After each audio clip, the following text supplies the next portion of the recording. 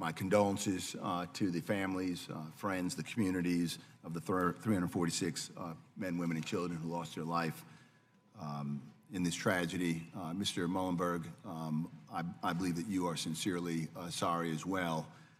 I also know that you wake up every day with the responsibility and the accountability for a large organization. And while your values may be on safety, often in a large organization, there are interests like profits and production rates, promoting that product, and also personal incompetence among the 150,000 people. Not all of them are the most proficient and competent. And those factors can eat away at times at your ability to achieve that most important value of safety. Mr. Mullenberg, according to the Indonesia Air Report, during discussions and communications with the FAA beginning in March 2016, Boeing proposed removing MCAS from the flight crew operator's manual and differences tables, and you've been asked about that. That's been brought to your attention. I too am a pilot. I flew in the Army, much simpler airframe, never a commercial aircraft. And what I valued was information, the operator's manual, even technical manuals, my emergency checklist, which is a quick reference handout. It's all important information. Sometimes I'd look at it and say it's a lot of information, but I knew it was my professional responsibility to prioritize that information. And my concern here is that Boeing did not give the pilots the information that they needed. And what makes it particularly troubling is sort of like the environment in which this is happening. And a lot of this has already been raised and brought to your attention. An environment in which your chief technical pilot talks about Jedi mind tricks to convince regulators to accept a lower level of training. I don't know what a Jedi mind trick is, but I know what a trick is. And it's particularly troubling when Boeing has the expertise. You have the data far superior to what the regulators have, and the chief guy on your team that's interfacing with the regulator is playing tricks to negotiate down training levels. Coupled with the fact that, and as the chairman put on the screen, your promotional material, as you build your 737 MAX fleet, millions of dollars will be saved because of the commonality with the next generation 737, rebates and contracts with Southwest. If you don't have to use a simulator, which is much more expensive to train a pilot, if you have to use a simulator, a $1 million rebate on the airframe. So this is the environment that we're observing in Boeing, and it questions whether or not that profit and promotion is undermining safety. I want to ask you this question. Mr. Cohen was asking you about, from the same line, Indonesia Air Report. Boeing considered that the procedure required to respond to any MCAS function was no different than the existing procedures, and the crews were not expected to encounter MCAS in normal operation. I don't want to ask you about the normal operation Mr. Cohen did.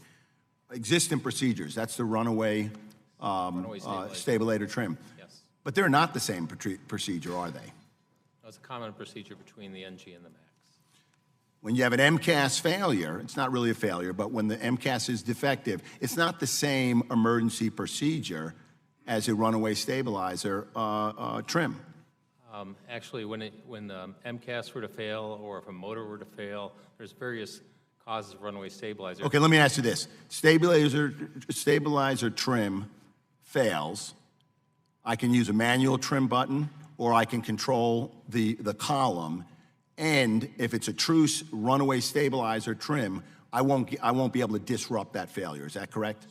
No, with a runaway stabilizer, you can, as you say, you can counter it with the... If I counter it and I don't get the result that I want, then I go to the cutoff. Is that correct? You go to the cutoff procedure. Right. Yeah. However, with the MCAS failure, I can actually interrupt the stabilizer trim failure. Isn't that correct?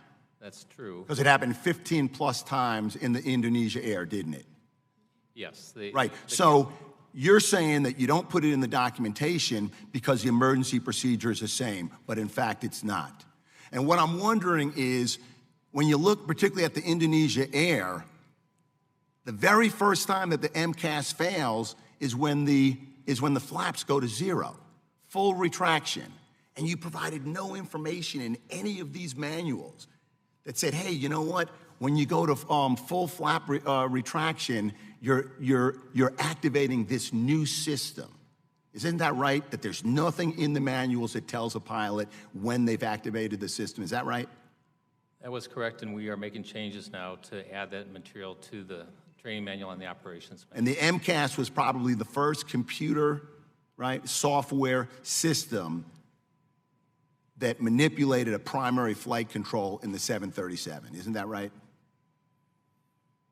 The first, not a pilot-induced flight control, change in flight control. The first computer software system that actually manipulated a primary flight control. That's MCAS, isn't it? Well, actually, the autopilot that's been on the airplane. Okay.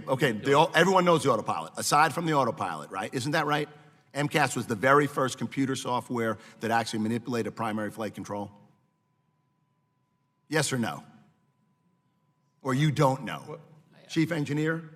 I guess what the words you're using, I would say the autopilot does satisfy that. Okay, second then, would be the MCAS would be the second one, right?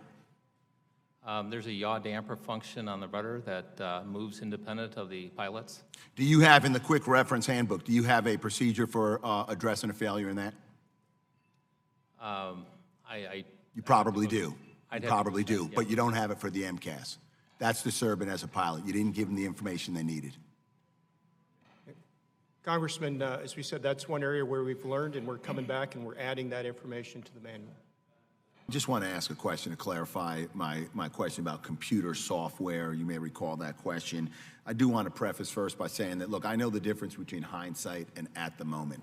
In hindsight, everything's clear. Today, we see MCAS as a much more significant part of the flight control system. But I still believe that MCAS at the moment, while you were designing, developing, and promoting it, I think it was a big deal that you actually just underappreciated. So let me just ask this question here. So you have the flight control system, number of components are in it, flight control surfaces, like the stabilizer, and controls, right? Cockpit controls, like the yoke or the control arm. You have linkages between the two. On the 737, all of the flight control surfaces operate by a cockpit control, input by a crew. The MCAS, as I understand it, is the only computer software that actually operates a flight control surface without crew input. Is that true? No, sir. You say yes or no? I said no, sir. Okay. As I mentioned earlier, the yaw damper operates independent of the crew, and it moves the rudder surface in response to wind gust, and so up to 3 degrees. And so crews don't put any input on that. It just happens automatically based on Okay, fair enough, and I appreciate that clarification. The emergency procedures, and I think, Mr. Mullenberg, you've mentioned this in testimony. I've heard it before from Boeing, and even when Mr. Carball was asking questions. The emergency procedure for a runaway stabilizer, first of all, the condition is an uncommanded stabilizer trim movement occurs continuously, which means, let's say the stabilizer goes down, which means the nose is going to go down. You try to make the correction, either the trim button or the yoke, and you're not getting any relief, right? That's a runaway stabilizer trim, right? Yes or no?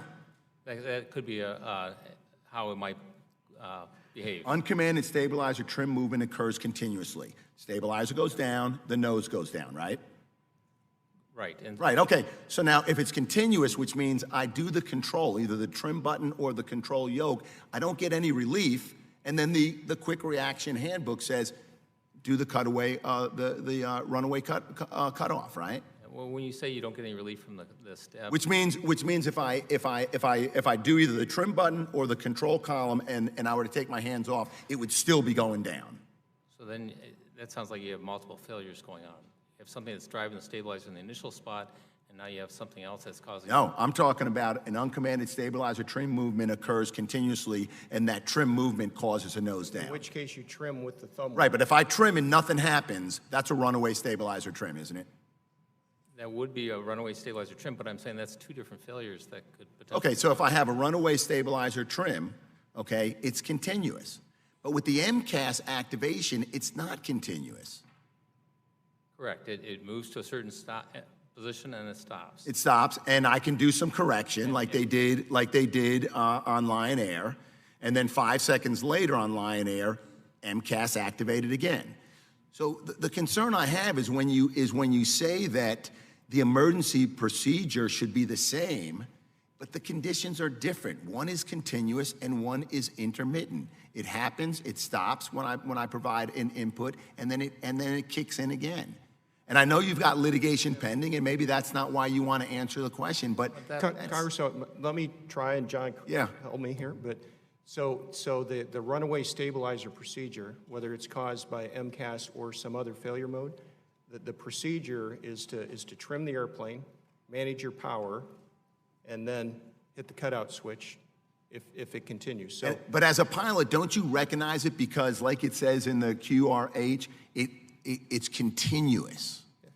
so right? Is I that think- right? It's I continuous? think the difference you're pointing out is that there are some runaway stabilizer modes where it's one continuous swoop. Right. And in the case of MCAS, it's still a continuous movement, but it can happen multiple times. Right. And we've here's the eliminated point. Here's the point. Multiple time piece. There's nothing in the documentation, though, that says to the pilot what continuous is. The pilot is thinking like, hey, continuous means I try to change it and it ain't changing. That's continuous. But if it changes but then comes back, that's not really continuous. That's intermittent. Yeah, I think. And this is where so with the you said you're making changes in documentation.